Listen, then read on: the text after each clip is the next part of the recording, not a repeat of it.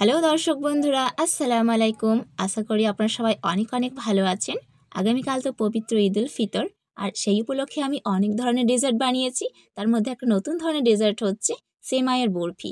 এটা খেতে সত্যি অসাধারণ, আর সময় কিন্তু অনেক কম লাগে বানাতে। সাধারণ সেমাইয়ের তুলনায় এটা খেতে একটু অন্যরকম হয়। তাই যারা সাধারণ সেমাই রান্না খেতে পছন্দ করে না, তাদের কাছে এটা কিন্তু অনেক বেশি প্রিয় হয়ে উঠবে।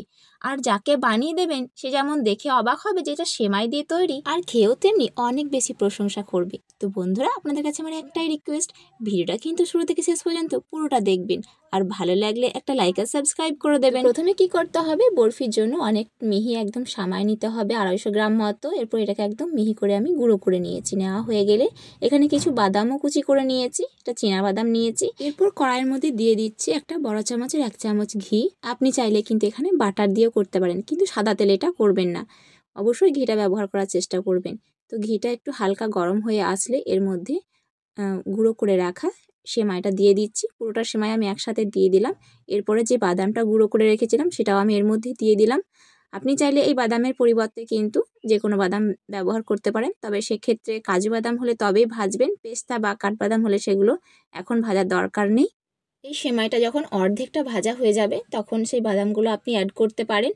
বাদাম ভাজতে একটু সময় লাগে, তাই আগে থেকে আমি এগুলো দিয়েছি। দেখুন খুব ভালো করে কিন্তু সেমাইটা ভাজা হয়ে গেছে। আর কখন ভাজা হয়ে গেছে বুঝবেন, যখন খুব সুন্দর একটা গন্ধ আসবে এবং সমস্ত সেমাইগুলো একদম টুকরো টুকরো হয়ে যাবে, একটু ঝরঝরে হয়ে যাবে, তখনই বুঝবেন যে ভাজা হয়ে গেছে। আর ভাজার সময় একটু বাদামি কালারও চলে আসবে, তবে খেয়াল রাখবেন যেন পুড়ে না যায়। পুড়ে গেলে কিন্তু এগুলো তেতো লাগবে, একদমই খেতে ভালো লাগবে না।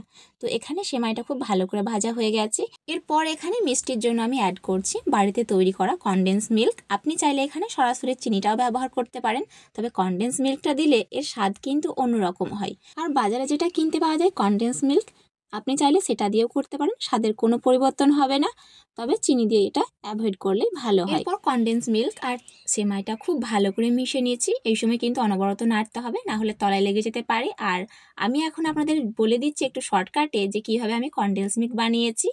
এখানে আমি 1/2 লিটার দুধ এবং 200 গ্রাম চিনি দিয়ে খুব ভালো করে ফুটিয়ে দুধটাকে গাঢ় করে নিয়েছি।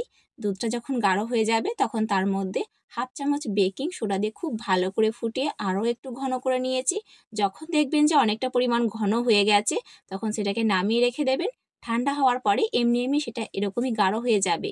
তো খুবই সহজে আপনি বানিয়ে নিতে পারেন। তো খুব ভালো করে কনডেন্স মিল্ক আমি মিশিয়ে নিয়েছি। নেওয়া হয়ে গেলে এখানে আরও একটু সেমাইটাকে সেদ্ধ করার জন্য 2 চামচ গাঢ় দুধ এর মধ্যে দিয়ে দিলাম।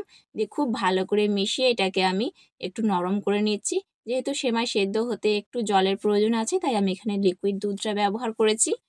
দেখুন খুব ঝরঝরে হয়ে গেছে। খুব ভালো করে মিশিয়ে নেওয়ার পরে এটাকে একটু ঠান্ডা করে নেব। এটা ঠান্ডা হয়ে গেলে আরও বেশি ঝরঝরে হয়ে যাবে। তো এরপরে আমি এখানে 1 প্যাকেট গুঁড়ো দুধ দিচ্ছি। 10 টাকা প্যাকেট গুঁড়ো দুধে কিন্তু হয়ে যাবে। পুরো প্যাকেটটা আমি এর মধ্যে দিয়ে দিলাম। এরপর হালকা গরম অবস্থায় দুধটা খুব ভালো করে এর সাথে মিশিয়ে নিতে হবে, না হলে পরে ঠান্ডা হয়ে গেলে আর মিশবে না। তো খুব ভালো করে মিশিয়ে নিয়েছি। আর এই দুধটা দেওয়ার কারণ হচ্ছে যে এক্সট্রা একটু রস থাকবে, সেটাও খুব ভালো করে সোপ করে নেবে, আর একটু শুকনো ভাবে চলে আসবে এর মধ্যে, আর ঝরঝরেও হয়ে যাবে। তাই চেষ্টা করবেন অবশ্যই গুঁড়ো দুধটা ব্যবহার করার। তো খুব ভালো করে মেশানো হয়ে গেছে। এরপর আমি একটা পাত্রের মধ্যে ঘি লাগিয়ে নিয়েছি খুব ভালো করে। তারপর আমি ওই সেমাইটা এর মধ্যে তুলে নিচ্ছি। হাত দেওয়ার মতো হালকা একটু ঠান্ডা হবে, তারপর এটা আমি বরফির আকারে বানাবো। তার জন্য 3টা বাটি নিয়েছি, যে কোনো আপনি শেপ নিতে পারেন। তার মধ্যে অবশ্যই কিন্তু ঘি ব্রাশ করে নিতে হবে। তো আমি ঘি ব্রাশ করে নিয়েছি, আর তলায় আমি একটু করে কাজু দিচ্ছি। এটা অপশনাল, আপনি চাইলে দিতেও পারেন, না দিতেও পারেন।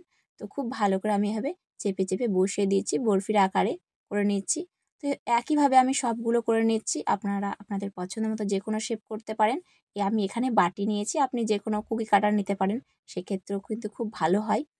তো এক এক করে আমি সবগুলো রেডি করে নিচ্ছি। দেখুন বন্ধুরা, খুব কি কঠিন? একদমই নয়।